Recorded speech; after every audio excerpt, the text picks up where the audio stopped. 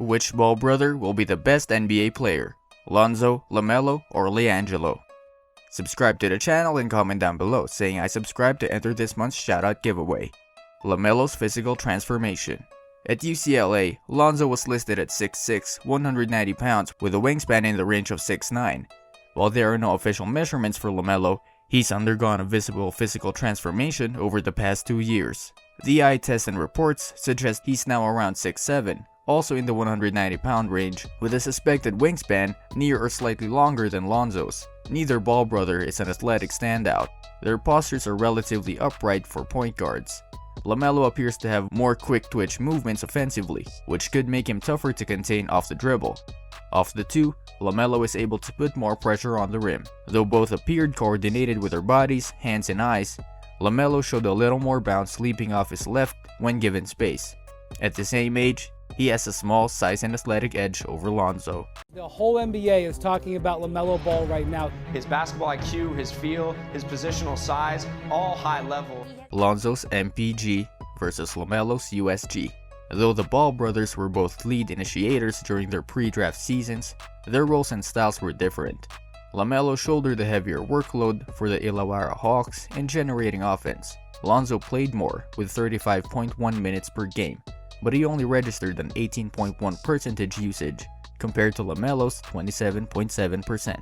Lonzo was also playing for a solid UCLA squad, with current NBA pros Aaron Holiday and TJ Leaf. LaMelo ran the NBL's worst team. He had to make more decisions and take more contested shots and field goal attempts in general, 16.6 per game to Lonzo's 9.5. While both are natural facilitators, LaMelo prefers the short hunt more for scoring, while Lonzo's identity revolves around ball moving and taking what the defense gives up. In terms of play type distribution and signature sets, Lonzo generated most of his offense at UCLA out of transition at 29.6% and spot-ups at 23.1%. In 36 games, he only received 49 pick-and-roll ball handling possessions. Other than fast break offense, LaMelo's bread and butter in the NBL was working off ball screens. Versatility didn't come as naturally to him as it did for Lonzo, but LaMelo was and is the more creative on-ball playmaker. LaMelo Ball is the guy that NBA scouts are going to be traveling across the globe to watch. You know, play pick and roll and pass the way he does. I mean, that's just special. Only one needs another creator. As a teenager, LaMelo's defining skill is his passing, which was and still is Lonzo's. Special vision and basketball IQ set them apart, though they also have the skill level to deliver pinpoint assists. Whether they're the length on the floor, cross-court passes, off-ball screens, in crowds, or with their offhand.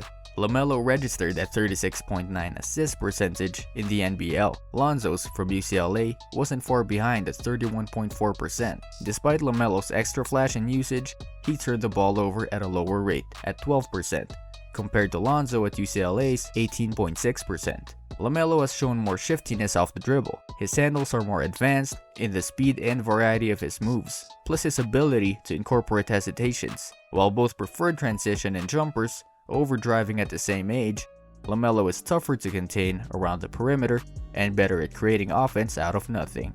If both possess A+ passing skills, IQ, and vision, LaMelo's superior elusiveness may suggest he has more playmaking upside, although Lonzo's assist potential will always be held in check alongside Jrue Holiday.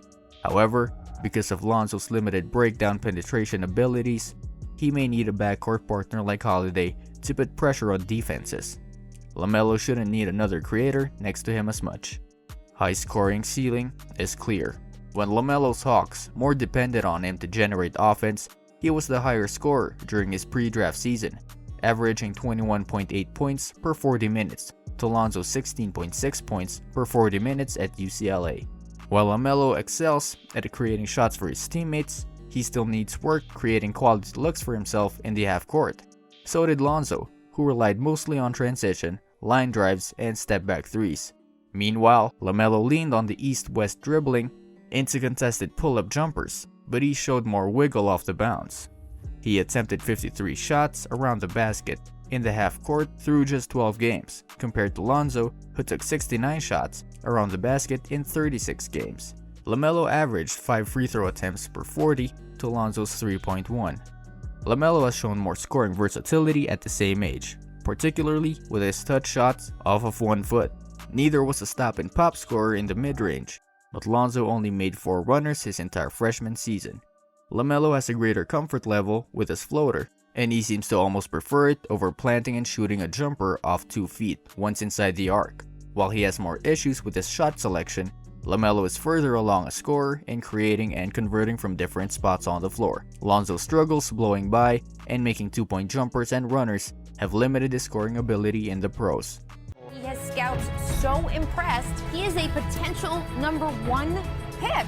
Overcoming the mechanics. LaMelo will have to answer questions about his shooting form entering the draft, just as Lonzo did. While Lonzo releases shot near the side of his face, LaMelo has more of a pushing motion from his chest, with his elbows flaring out and feet sometimes off balance.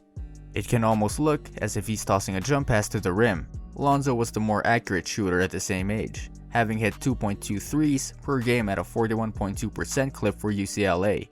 LaMelo left Australia just 20 of 80, that's 25%, from deep, though his 1.7 threes per game did reflect shot-making ability and range. Lonzo had a signature step-back 3, his go-to method for shooting off the dribble. He didn't attempt many dribble jumpers, mainly because of his unselfishness and form, which wasn't and still isn't conducive for taking pull-ups moving towards the basket. But Lonzo hit an efficient 17 of 35, and that's 48.6% dribble jumpers in the half court, with 13 threes as a freshman, even if he was stepping backward on most. LaMelo shot 11 of 43, and that's only 25.6% on half-court pull-ups, and they were typically off the dance and fire type. Part of LaMelo's poor percentage was because of his situation on a team that was frequently trailing and needed someone to make a play.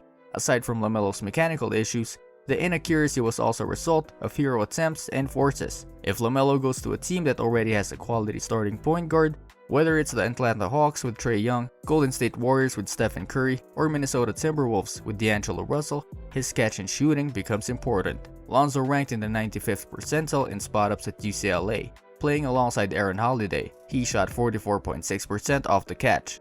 LaMelo shot 11 of 29, and that's only 37.9% on catch and shoots through 12 games. He wasn't as accurate as his brother, but when he was able to set his feet and generate rhythm, the results were promising. Still, LaMelo is behind where Lonzo was as a shooter.